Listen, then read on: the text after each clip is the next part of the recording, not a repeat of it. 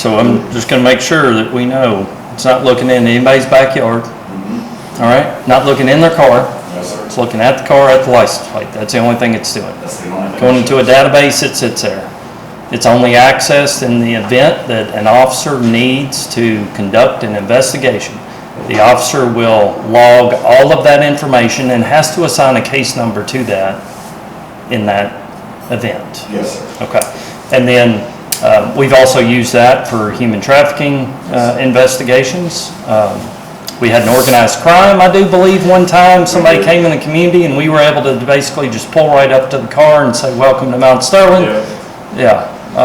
And that's the thing. I had several examples listed, but there's a ton more. Yeah. You know, daily hit and runs. If that was your vehicle that was struck in Walmart or on the bypass and you're out of money, it gives us a tool to go back, and we've used it, you know, surveillance video in Kroger showing a white sedan with bumper stickers hitting the car. Well, we can go back and flock and narrow that down and say, here's a tag, and go out to their address, and sure enough, they have front end damage where they hit it, and they go, okay, I just, you know.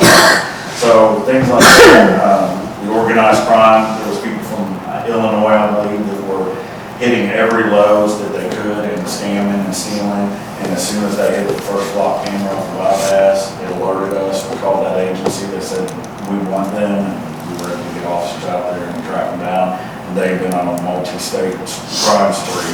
There's no way they've been able to catch up with them. We just happened to get the ping quick enough that we were able to locate them in the Lowe's parking lot, getting ready to go in and do it in our town. I think another recent case we had, there was some individuals that had come into our community and a neighboring community, and they were breaking into vehicles at night. We were able on our flock cameras to see that. So certainly, you know, everybody can have their opinion on flock cameras, and we respect everybody's opinions on it.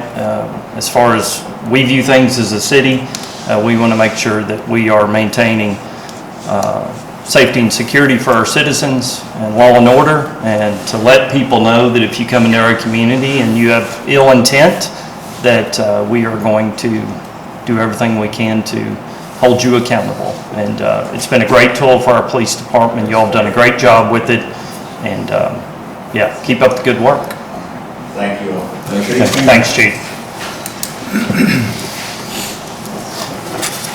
Okay, next, item number 9 is New Song Counseling Center. This is an opioid funding request. Kathy Turner is here with us tonight. Kathy, welcome back. So we are approaching the opioid use in Sterling and working to address youth prevention. And we're doing that in a three-pronged method.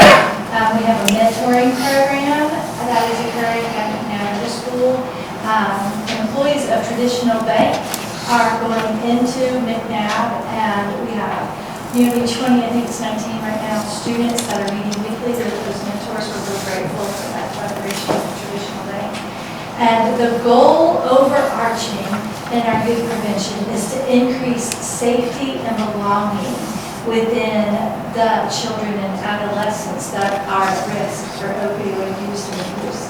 And so, three prongs again: the mentoring program, youth group programs where we're going into elementary schools, and the school counselors and the FRCs are providing students for us that they believe are at risk, and we're doing interest groups with those children. It's been really productive. The kids are saying that they appreciate that the group is a safe place where people aren't mean and no one's unkind, so that's going really well. And the last is adult healthy interaction groups. And we are working to empower adults to communicate effectively with teens and with adolescents in ways that does not create blame or shame, but openness in communication. And so things are going really great. We're grateful for the funding that we received from the state. Judge Titus helped us with funds from the fiscal court. And so I'm just returning to update you on our progress and our ongoing meeting programs. How much were the funds from the fiscal court again? $10,000. $10,000. Okay. So Kathy's come before us again. to request funding in the amount of $10,000 for her program. She has submitted everything we've asked from her to the city council, and that should have been in your packet for your review. Her funding request meets all of the guidelines that we have in place for use of those funds, and we have been provided opioid funding to be able to, further help organizations in this community. So, in my opinion, it's a great request, and I'll open it up to council if you'll have any questions about the request that's been submitted. So, this is funding that can only be used, in very specific ways, and the city really doesn't. We're sitting on some money, and we'd like to be able to get it out to do some good here in the community. So, Do you need a motion? we would need a motion if there's no questions. Well, I'd just like to say that Yes. this organization has personally, in my family, has just been a blessing. And I don't know what we would have done without New Song. So 100% want to help them. Okay. That sounds like a motion. It sounds like Okay, one. well, there's a motion. Okay, a second from Barnes. Any further discussion? So the motion on the floor would be to provide $10,000 in opioid abatement funding. I just want to say real quick, I'm seeing the results at the middle school level with what this mentor program is doing. So it makes me very excited Good. that I get to be part of voting for this tonight. Okay. All the members, please. Barnes. Hilton. King. Ledford. Murphy. Aye. Trimble.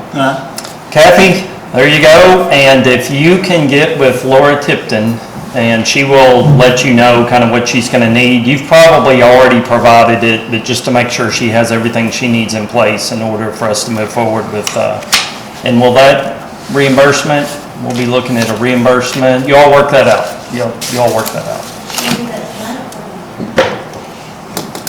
Okay, thank you all. Thank you. Next, item number 10 is we have some guests from the Vine Early Learning Center. Macy Updike. Macy, are you going to speak tonight? Okay. You've got a team with you though, so. Yeah, okay, I'm gonna give you guys this one now. Thank you. Yes, Miss Macy, Very excited with this. she survived basically. I've heard much good from these about these things. Amazing. Miss Dorothy survived case. Like Mayor Ross said, I'm Macy Updike. These are my two partners back here, Dorothy and Emily. We actually started and founded the Vine Early Learning Center on 502 Wilmot Road. So our mission is to help the desire and the need from Garrett County with childcare. So with the Vine Early Learning Center, we have actually opened the door for 65 families to have childcare, and we've also opened 14 job opportunities as well with that. With the 65 enrollment opportunities for children, we have actually already received 61 applicants, so we are only 4 away from that. So with that, by the end of year 1, we're going to be at full capacity with all children. So our goal is by year 3 to expand. We have space where we're at currently to expand, to double our size, to double our enrollment, to double our job opportunities within Montgomery County. So that is something that we are really looking forward to. We've partnered with Mayor Botts and Judge Haddix and Jason Rainey and the Kentucky Small Business Development Center to get to this point. We are so thankful for all of them. And we are actually partnering with the Gateway Area Development District to get where we need from this point. So there are obviously some working capital and some engineer work and some classroom furnishing and things like that that we need to move on from this point. But our mission is to nurture and form an early learning foundation that partners with Montgomery County that helps not only children but the community as well. So that's our goal, and that's what we're trying to do here. Do you guys have any questions for me? Where did you say you were located? 502 Wilmot Road. Where is that? Jim and Blue Branches. Yeah. So you can pass that, it's on the left. Okay, yeah. Yeah. So we are in desperate need of childcare in this community. We have a facility that has closed recently, and they have certainly taken the ball and run with it over the last month, and they are so close to getting to the point where they can open. They do need capital, and they're not asking us for capital tonight. What they have come before us, and they've already presented themselves to the fiscal court and been approved for their support. They're asking tonight for a letter of support from us as they submit an application to Gateway Area Development District as part of their revolving loan fund. What this would be a commitment of the city to guarantee $30,000 of the $60,000 that you're requesting. That committee meets on Thursday, so we don't know if it would be a 5, 6, or 7 year loan, but certainly what we would look to do is to basically every year basically have a commitment that if for whatever reason they falter, the city would be on the hook for that. This is not something we would normally do. We've never done anything like this, but we need childcare in our community. We got to have people working. We got to have people in the workforce. We've got to have people right now are having to make tough decisions. We don't want anybody to have to give up a job because they can't find reliable childcare. So we receive an occupational tax funding from people who work in this community to help fund your local government with an occupational tax. And we have a commitment, as I see it, to give back if we can keep people in the workforce. So this is just keep funding, flowing. So as I said, we're not giving them any money. We're just giving the Gateway Ad a commitment that if for whatever reason they don't make it, but they're going to make it, right? Right, yeah, absolutely. That we would be there as a government to make Gateway whole again. So, and I'll open it up to questions if you all have any. Oh, go ahead. We did that once, years ago. Okay, Been well, there good. for years. So Out in the old Hobart. We did a backing of Kentucky League of Cities loan okay. for the outfit, and then they went belly up. But wasn't anything like $30,000, just like $500,000. Well, I tell you what, they're committed. Talk about what this funding that you're requesting from Gateway Ad, what's it going to do over the next 2 weeks? What do you all got to finish so you all can open up? Yeah, I was gonna say, from the Gateway Ad, it is gonna give us, in 2 weeks, we'll be able to open our doors for these 65 kids and all these families. This money is going to help us, cover our working capital costs, to help us finish furnishing these rooms, to help us pay these first costs that businesses have, especially childcare with the state regulations. It's gonna help fund that to get us to open these doors. And once we have this with Gateway Ad, like we said, 2 weeks, and we're ready to open that with the 65 children. Okay. What's the qualifications for the people to get their kid in there? Do they live in the city limits or just everybody in the county? Do they pay anything? So one thing about Vine is we are accepting to all children. Obviously, Montgomery County has a desired need, so all 61 of our kids are Montgomery County residents. But with that, we are not opposed to helping surrounding counties. We would love to in the future branch off to said surrounding counties, but for now, our heart is in Montgomery County. Our heart is helping the people who have helped us and helping these families who deserve it and giving these children what they deserve as well. So there is no qualification for your child to get adequate care. There is no quota you have to meet to receive this. You just have to let us love your kids. Yeah. John, that's a good question, and as we sit down, because we've had a lot of meetings with the judge and economic development, trying to figure out how we could provide money. So one of the things we thought, or funding, was if you're in the city limits, maybe we could give you a voucher, which would help pay. But the logistics, the accounting, we were wearing ourselves out trying to figure it out. And then the light went on. Hey, we have Gateway Area Development District, which provides loans through a revolving loan fund, which it had escaped us. It was right in front of us. So that's the best avenue for them to try to secure that funding.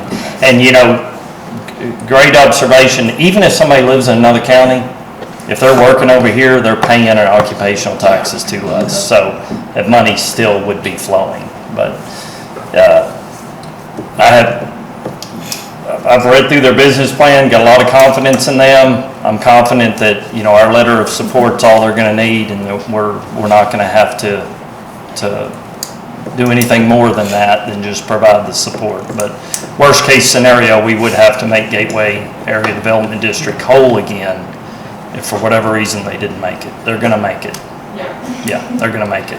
I know, I've sat down with every member of their team. They're sharp, they're ready, they're committed, they're ready to get these doors open, so. Okay. I would ask for a motion to approve the request for the support letter. I've got motions all over the place. Who we picking? We'll pick motions right here. I was looking. Motion Trimble, second Murphy. Any further discussion? Poll the members, please. Barnes. Aye. Hilton. King. Leffert. Aye. Murphy. Trimble. Okay, Macy, good luck in your application on Thursday, your committee review, and I will send something tomorrow to say that we fully support your application. Okay, thank you. All right. Next item on the agenda is review and discussion of ordinance 16690. This is the local restaurant tax. This is in your packet. No action tonight, just discussion. We have had, in this packet, I included it, we have had the Director of Parks and Rec come forward and express his desire to continue to do more at Parks and Rec. He cannot do more because the funding's not there right now. We have had the Gateway Regional Arts Center approach us about funding. I know tourism has continued needs for funding. The organizations in our community that are supported by the restaurant tax are continuing to face challenges. This is certainly a discussion that I don't think anybody takes lightly, which is why I think we need to take a very cautioned approach as we move forward. But I certainly wanted to get your feedback on a proposal to, over the next couple of months, hold a couple of public hearings. If there's any members of the community that feel strongly against raising this tax from 2% to 3%, I want them to be able to come in and let their voices be heard. I also want anyone who wishes to support this to be able to come in and let their voices be heard too. We continue, once again, I hate going to Facebook, but we continue to hear from the public on social media that our Parks and Rec need to be providing more. We're putting our director, we're putting that commission in a tough spot when they can't provide more because the funding's not there. Outside of this avenue to get funding, we can dig into our general fund and the fiscal court can dig into their general fund. But we know that we are trying to solve a lot of issues in the community. We're trying to go through revitalization. We're trying to upgrade where we can. We're behind on our paving schedule. We're behind on our sidewalk projects. So we can't continue to go into our general fund, to try to meet everyone's request. So I'm not asking for anything from anybody tonight other than just kind of your feedback on what your thoughts are here. I did include the Kentucky cities that are imposing this tax, and as you can see, most cities that are our size or similar are going with the 3% rate tax, and that's 3% of every dollar, so 3 cents on every dollar. Right now, we're at 2 cents on every dollar. I am just gonna point out a couple of things, and then I'll open it up. We're getting ready to penny, folks. So, rounding up is taking place already. I've been to places where they don't have pennies. I'm going to places where when I order on a kiosk, it says, would you like to round up and donate? Well, you know, I'll round up and donate for the kids of this community every single day if I have to. An extra, I'll gladly do it if it'll help provide good facilities, good programming, good opportunities for this next generation. Folks have done it for us growing up. I feel we owe it to do everything we can for the next generation that's coming up. And Phil, it's not just kids at Parks and Rec, is it? No, sir. No, we're doing a lot of programs for seniors. We're doing a lot of new programs for adults. So good things are happening out there, but they're maxed out. I mean, we either provide them more revenue or they're not going to be able to meet the demands that they're getting from the public to provide more. So that's from me to you. I'll open it up. If you all have any questions, anything that's on your mind. Jeanette did just give me some numbers I asked her to run today. 54 establishments within the city limits are remitting a restaurant tax. We have 7 licensed mobile food units right now that are doing that. Last year, we are right now $1.2 million collected in the last calendar year. Yes, So- this fourth quarter hasn't been reported yet. Right. So anyway, what this would do, you can do the math there, that's about, $600,000 more. And we would have to, if we did collect that, there's a lot of other entities that are requesting funding too. So that's, one step at a time.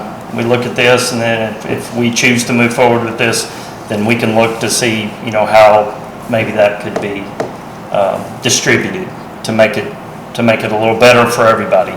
The last thing that I would add is, in my opinion, we would not, if we were to move forward with this, we don't move forward until 2027. So January of 2027, I think would be fair as an implementation, just because it's hard for businesses to change their accounting in the middle of a tax year. So I think, to be fair to everybody involved, that would be, in my opinion, the perfect time to, if we're going to do it, to make it effective January 2027. But I've said enough. Is there? It's happening everywhere, all over the country. Yeah. I mean, we were in Seattle back in the summer, 18% tax on the room. Now, it wasn't all just that, it was city streets, sidewalks. And I looked at that thing, I thought, there was like 7 different taxes on a room. Right. And it's happening everywhere. Yeah. Every town's having to do it to keep up. My thing is, of course, I support the children, absolutely. I support the adults and our pickleball and all of that.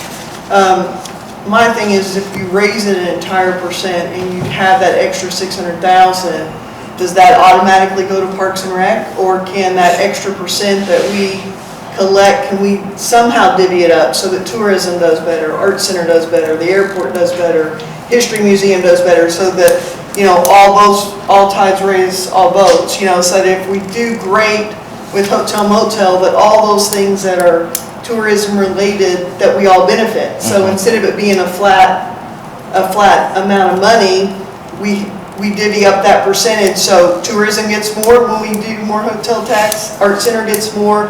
That way we all benefit from that. I just think that should be, I'm totally in support of helping everybody. I just want to make sure we Yeah, help everybody. and I may not have conveyed that properly, but yes, if we were to move forward with this, then it would only be fair to look at the Arts Center, the airport, the Historical Society, and tourism, what they're currently getting, and then adjusting appropriately. In some cases, Maybe it on a may be a little percentage, more, the yeah, percentage. rather It- than just a flat rate, so Yeah. everybody does better. Yeah. And if we do poor, then we all do poor, but I think it gives everybody a little bit of skin in the game. Yes, absolutely. I completely agree with you, and that would be something that, I think, to be fair, those entities get around the table and they need to hash out their needs too, to make sure. That's one of the things, sometimes those boards and commissions don't understand the challenges of another board or commission, what they're facing.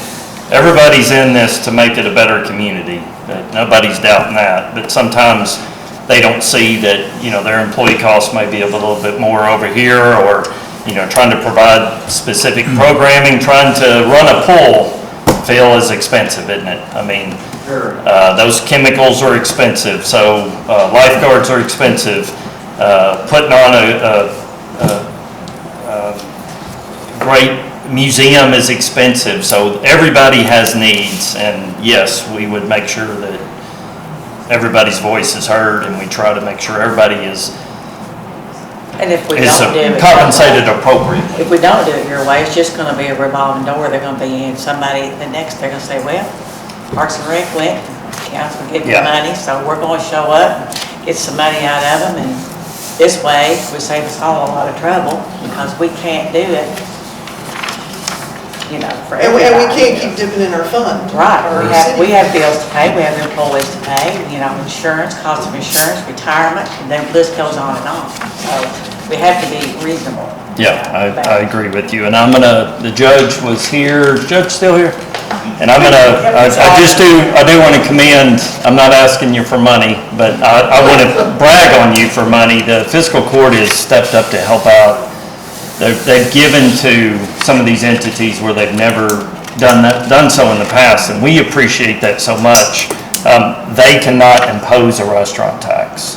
So, the majority of all this funding that's going for Parks and Rec and tourism and, the airport and the Arts Center and the Historical Society, the small amount they get, we're lucky we have that restaurant tax. The county does not, and they're dipping into their general fund to try to lift, organizations up too. So this would take a little bit of load off of them, of what they're trying to do to just help where they can too. So if in a perfect world, the state legislature would allow the counties to impose a restaurant tax, it just will not. What are we talking about, 50? If I spend $50, we're talking about 50 cents. I mean, we're not talking about $1 million here for anybody in the community. Yeah. You know what I mean? And that's gonna be the hardest thing to convey. Exactly. That is gonna be my only worry. People are gonna see 1%.